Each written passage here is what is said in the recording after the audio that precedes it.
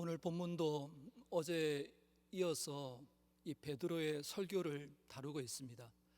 베드로의 설교를 통해서 나타나는 사람들의 변화와 교회의 모습, 오늘 이것들을 보면서 오늘 이 아침에 하나님 내게 주시는 기도의 제목들을 여러분 붙들 수 있기를 주의 이름으로 축원합니다. 저는 오늘 이 본문을 묵상하면서 이 본문을 지금 설교하고 있는 베드로를 한번 묵상해 보게 됩니다. 여러분, 베드로는 어떤 사람입니까?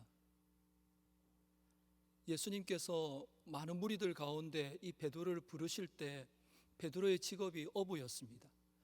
그 시대의 어부는 어떻게 보면 천대받는 직업이었고요, 무식을 상징하는, 가진 것이 없고 자랑할 것이 없는 어떻게 보면 흙수저와 같은 그런 인생을 살아가던 사람이었습니다. 그런데 그 베드로를 하나님께서 부르십니다. 자격을 따져도 스펙을 따져도 하나님의 제자가 될 수 있는 그것이 아닌데도 불구하고 하나님이 은혜 가운데로 부르십니다. 오늘도 이 은혜가 우리 가운데 있는 줄을 믿습니다.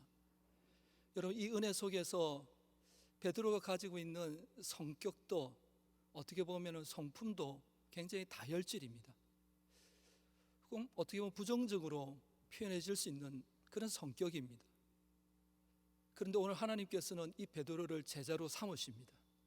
주는 그리스도시요 살아계신 하나님의 아들입니다라는 위대한 그 신앙의 고백을 가지고 교회의 반석이 되는, 작은 조약돌로 시작되었던 그 인생이 교회의 근간을 만드는 그런 반석이 되겠다라는 축복을 해주시고요. 그러나 우리가 잘 알다시피 베드로는 십자가 앞에 달려 돌아가시는 그 주님을 보면서 3번이나 부인했던 사람이 여러분 베드로입니다. 그런데 오늘 이 베드로가 오늘 이 설교를 하면서 사람들이 변화되고 그냥 변화되는 것이 아니라 한 도시가 변화되는 사람의 주역으로 쓰임 받을 수 있었던 그 이유가 뭘까? 여러분, 저는 그거는 포기하지 아니하시는 하나님의 사랑인 줄을 믿습니다.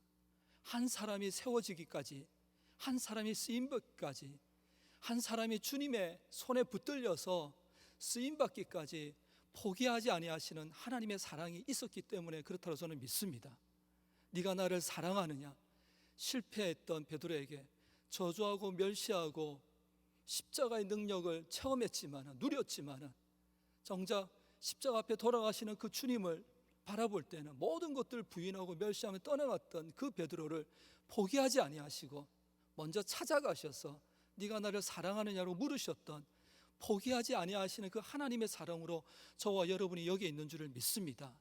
믿음, 소망, 사랑, 그것은 항상 있을 것인데 그 중에 제일은 뭐라고요? 변함없으신, 포기하지 아니하시는, 어제나 오늘이나 영원토록 동일하신, 나를 사랑하시는 그 하나님의 사랑을 받은 자가 저와 여러분인 줄을 믿습니다. 오늘 그 베드로가 하나님의 크신 사랑을 체험하고 깨닫고 진짜 인격적으로 그 하나님을 만나고 난 뒤에 오늘 설교자로 서서 설교를 하게 될 때 어떤 일들이 일어납니까? 여러분, 오늘 본문 37절을 보세요. 37절에 보니까 그들이 이 말을 듣고 마음에 찔려서 찔림이 있고 울림이 있고 떨림이 있는, 감동이 있는, 주체할 수 없는 그런 하나님의 말씀에 사로잡혀서 오늘 담대히, 자기는 연약하고 부족하지만은 그러나 이 연약하고 부족한, 자격이 없는, 자세가 안 되는, 인격도 안 되는 나에게 먼저 찾아와셔서 사랑하셨던 그 하나님의 사랑에 찔려서 오늘 이 사도의 직분을 감당하는 이 베드로가 하나님의 말씀을 증거할 때 많은 사람들이 마음에 찔림이 일어나는 겁니다. 그러면서 여러분 37절 끝에 보면 우리가 어떻게 해야 됩니까? 우리가 어찌할까? 그렇게 이야기합니다. 그럴 때요 38절에 보세요. 베드로가 이르되 너희가 회개하여 각각 예수 그리스도의 이름으로 세례를 받고 제 사함을 받으라. 그리하면 성령을 선물로 받으리라. 사랑하는 성도 여러분, 우리 하나님은 우리에게 포기하지 않는 사랑으로 지금도 가장 좋은 것을 주시는 하나님인 줄을 믿습니다. 누가복음 13장에는 이 가장 좋은 것을 성령으로 이야기를 하고 있습니다. 그런데 이 성령을 받기까지 우리가 어떻게 해야 할까요? 정말 하나님의 그 사랑, 포기하지 아니하신 그 하나님의 사랑, 그 말씀이 내 속에 찔림이 있어야 되는 것입니다. 오늘도 이 새벽에 나와서 그냥 왔다가 그냥 돌아가는 것이 아니라 내게 주시는 하나님의 말씀에 대한 울림이 있는 것, 들림이 있는 것, 깨달음이 있는 것입니다.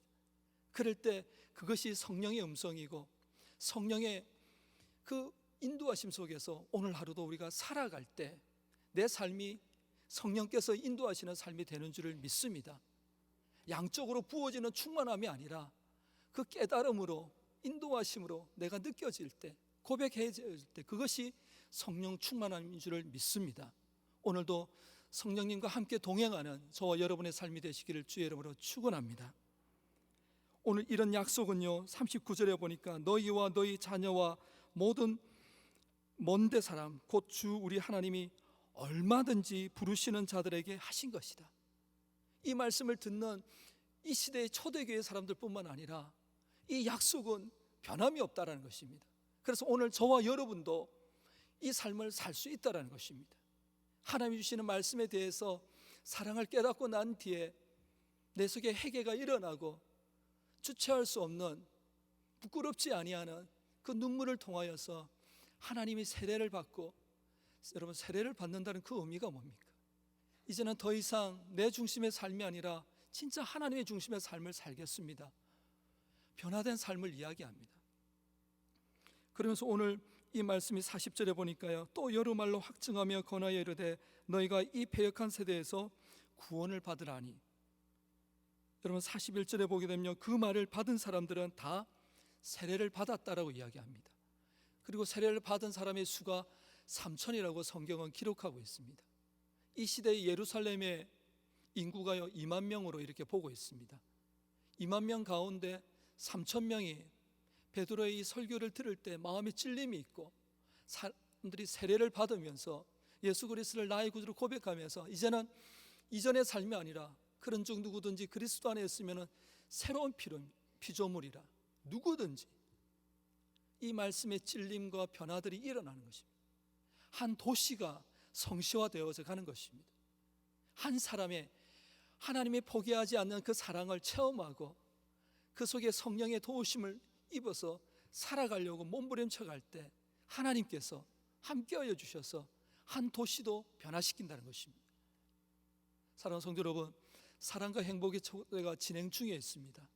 이것이 어느 기간을 두고 하는 것이 아니라 어떻게 보면 1년 365일 주님 부르시는 그날까지 하나님의 이 사랑과 내가 이런 삶으로 살아가기를 다짐하는 사람들에게 나타나는 삶의 모습이 어떻게 보면 계속해서 전도의 열매로 나타나야 되지 않을까요? 여러분 오늘 본문 42절을 한번 보세요. 42절에 보니까 그들이, 세례를 받은 그들이, 3천 명이나 주께로 돌아왔던 그들이 사도의 가르침을 받아 말씀대로, 언약대로, 약속대로 지금 삶의 전 영역에서 서로 교제합니다. 자기가 가지고 있는 것들을 나누어 줍니다. 모이기에 힘씁니다. 여러분 46절 말씀을 보세요. 46절에 보게 되면 날마다 마음을 같이하여 성전에 모이기를 힘쓰고 또한 집에서 떡을 떼며 기쁨과 순전한 마음으로 음식을 먹고. 사랑하는 성도 여러분, 오늘 우리의 사역의 현장은요 어디입니까? 성전에서 은혜를 받습니다. 오늘 이야기했던 베드로의 설교를 듣고 내게 하나님의 은혜의 그 깨달음을 가지고 오늘 여기에서 은혜 받고 나아갑니다. 근데 그것이 끝이 아니라 우리의 식탁이, 우리의 일터가, 우리의 사업장이, 내가 만나는 모든 사람들이 오늘 하나님이 우리에게 주셨던 사역의 현장인 줄을 믿습니다. 오늘 여기에도 성전에서, 그리고 집에서, 가정에서, 일터에서, 식탁에서, 사업장에서 우리가 그렇게 적용할 수 있습니다. 그러면서 47절 맨 마지막에 보게 되면요, 하나님을 찬미하며 또 온 백성에게 칭송을 받는다. 우리의 삶의 전 영역에서 믿지 아니하는 사람들이 우리를 바라보면서 진짜 그리스도인이다, 그리스도를 닮은 사람이다, 정말 저분이, 저 사람이 다니는 그 교회라면, 저분이 믿는 하나님이라면 나도 그것이 믿지 않는 사람들로부터 얻었던 크리스찬이라는 그 이름이 뜻이 가지고 있는 축복입니다. 사랑하는 성도 여러분, 오늘 이 말씀을 통해서 우리가 기도의 제목들을 한번 붙들기를 바랍니다. 여러분, 베드로가 어떤 사람이었습니까? 자격도 어떻게 보면 인격도 성품도 안 되는 그 베드로를 포기하지 아니하시는 그 하나님의 사랑, 한번 택하신 백성은 떠나지도 아니하고 버리지도 아니하시겠다는 그 약속에 의해서 그 베드로를 세워가시는 하나님의 사랑, 그 베드로가 쓰임받기까지 철저히 네가 나를 사랑하느냐 물으시면서 하나님 앞에 진정한 회개를 통해 어떻게 보면 성령 세례를 받으면서 성령 충만함을 받으면서 예루살렘과 온 유대와 사마리아와 땅끝까지 이르러 부활의 증인으로 십자가의 고난을 통과하고 부활의 증인으로 살아갈 때 우리의 모든 삶의 영역에서, 교회에서뿐만 아니라 우리의 가정에서, 일터에서, 사업장에서 내가 아는 사람만 아니라 나를 모르는 사람들에게 나의 삶의 모습을 통하여서 칭송을 받고 칭찬을 받고 역시 그리스도인은 다르구나, 거룩을 나타내면서 오늘도 하나님께 영광을 돌리면서 믿지 않은 사람들에게 또 다른 내 삶이 전도지가 되어서 나를 말미암아 이 땅에, 내가 살고 있는 이 지역에 성취화되어져가는 복음의 지경으로 하나님의 영광을 드러내는 저와 삶이 되시기를 주의 이름으로 축원합니다. 기도하겠습니다. 하나님 아버지, 감사합니다. 오늘도 말씀을 통하여서 우리의 삶을 돌아봅니다. 하나님 앞에 날마다 은혜를 주시지만은 이 은혜를 깨닫지 못하고 원망하고 불평하고 하나님 비교하면서 그렇게 살아가는 나의 연약한 모습이 있다면 다시 한번 성령으로 기름 부어 주옵소서. 성령께서 함께하여 주옵소서. 성령께서 주시는 그 인도하심을 통하여 오늘 하루도 우리의 삶의 자리에서 하나님 권능이 나타나기를 원합니다. 오직 성령이 너에게 임하시면 너희가 권능을 받고 온 유대와 사마리아와 땅끝까지, 그리고 나로 말미암아 예루살렘으로부터 이 복음이 증거되어져 갈 수 있도록, 증인된 삶을 살아갈 수 있도록 오늘도 함께하여 주옵소서. 하나님, 우리 교회가 주변 이웃으로부터, 지역사회로부터 칭찬받는 교회가 되기를 원합니다. 이 칭찬으로 말미암아 많은 무리들이, 구원받는 백성들이 많아지는 우리 교회가 되게 하여 주옵소서.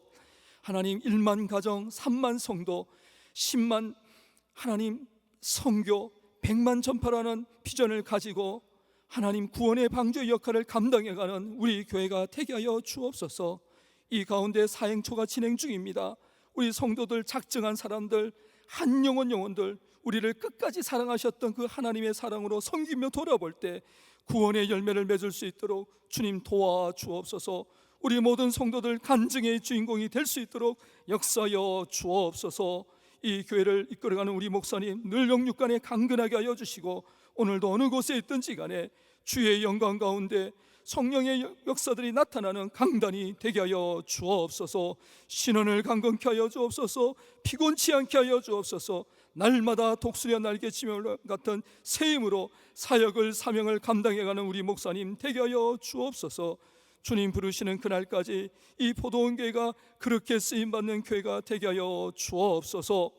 오늘도 하나님 이 부산을 감당하고 이 나라와 민족을 감당하는 한국에 있는 15,000개의 교회들이 다시 한번 성령으로 일어서는 교회들이 되게 하여 주옵소서. 어렵고 힘든 때에 하나님 대안을 제시해 줄 수 있는 희망이 되는 우리 한국 교회가 되게 하여 주옵소서. 열방을 품고 열방의 하나님 선교의 센터 역할을 감당하는 우리 교회, 우리 한국 교회가 되게 하여 주옵소서. 이 모든 것이 우리로부터, 나로부터 시작됨을 믿고 오늘도 말씀과 기도로 거룩을 감당해 갈 때 하나님 믿지 아니하는 자들에게 칭찬받는 우리 모두가 되게 하여 주옵소서. 오늘도 하나님의 이 놀라운 은혜에 감사 감격하여 구별해 드리는 예물 기뻐 받으시고 하나님의 영광을 위하여, 하나님 나라의 확장을 위하여 쓰임받는 예물이 되게 하여 주옵소서. 감사를 드렸고 예수 그리스도 이름으로 기도드리옵나이다. 아멘.